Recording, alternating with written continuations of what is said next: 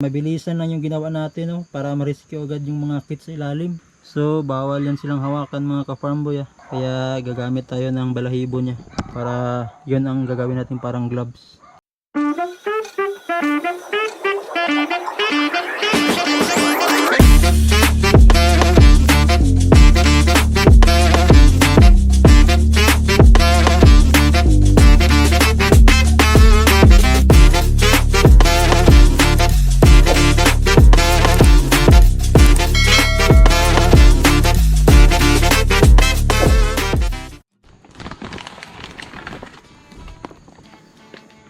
So ngayon mga ka-farm boy ay nag-anak na tong rabbit natin, so yung inanak niya is isa pa lang, yan pero buhay naman. So para mailabas na yung ibang anak sa loob ng tiyan niya ay injikan natin siya ng ng Pitoxal. Injikan natin siya ng oxytocin. So ito yung i-inject natin, oxytocin Pitoxal.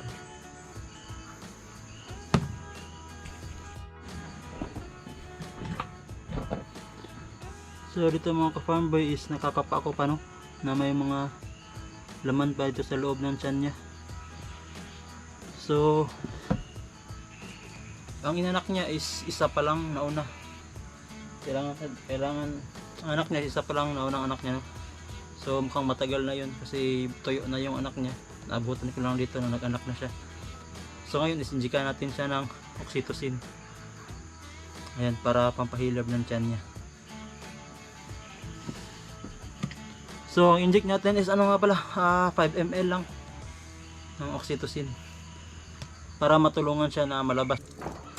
Dito mga ka-farm boy is tapos na natin siyang injikan ng oxytocin. Kaya ngayon ay i-monitor na lang natin siya ilang minuto. Ayan, mukhang may lalabas na anak.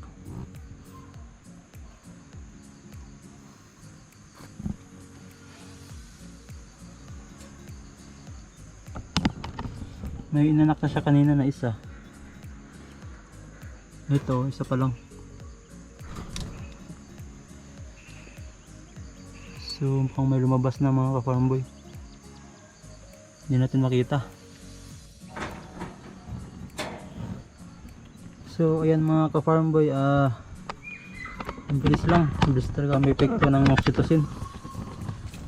Wala pang 5 minuto pag inject natin. Yan, lumabas na yung mga anak ko. So ito, isa rin to sa dapat nating tandaan mga ka-farm boy, pag nagpapaanak tayo ng rabbit, kailangan may nakahanda tayong oxytocin. Kasi yun yung pang last na natin para hindi mamatay yung mga kids sa loob ng tiyan. Kasi dapat pag nag-anak yung rabbit, isang anakan lang dapat nakalabas na lahat. Isang session lang dapat nakalabas na lahat ng kids. So tulad nito na may lumabas ng isa, tapos tuyo na yung unang lumabas. So dapat ay injikan talaga natin agad ng oxytocin. So ayun yung mga kids nyo na nilabas niya ngayon.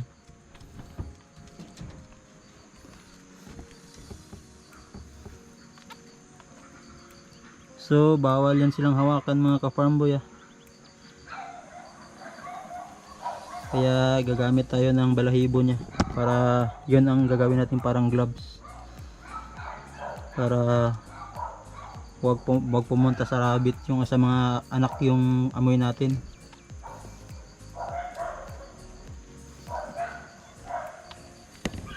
So ito yung gagamitin natin na pang yan, isa lang.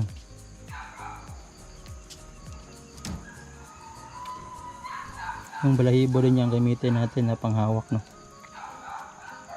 para hindi lumipat yung amoy natin sa nanay nila, ay sa mga kids.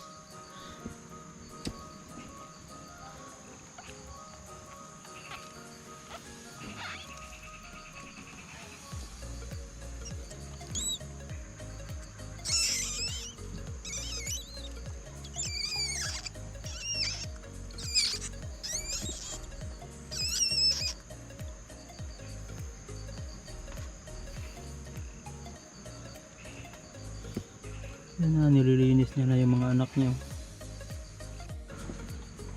Yan dito mga ka-farm boys, tapos na siyang maglinis sa mga anak niya, no? So pinapadede niya. So napaka effective talaga ng oxytocin. Mabilisan lang yung ginawa natin, no, para ma-rescue agad yung mga kids sa ilalim. Kasi pag hindi natin yun agad na naturukan, baka mamatay na yung mga kids sa ilalim ng kanyang tiyan, sa loob ng kanyang tiyan. Kaya mabilisan kaya pag ganyan nangyayari, mabilisan talaga para ma-recover pa natin.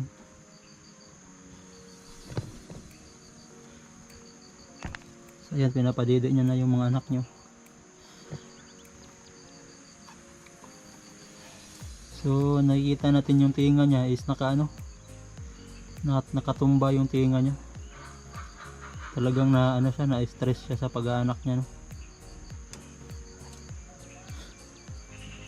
Kasi dapat unang dapat labasan agad. Kaso isa pa lang unang lumabas.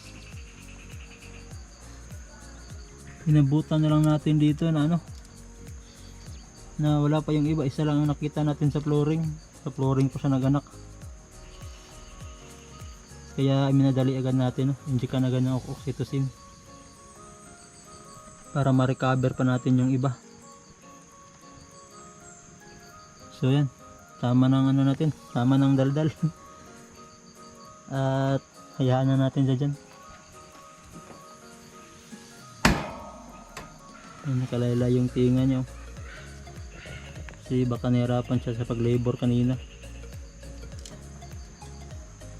So pag ganyan mga ka-farm boy, bukas na natin ng umaga yan pakainin.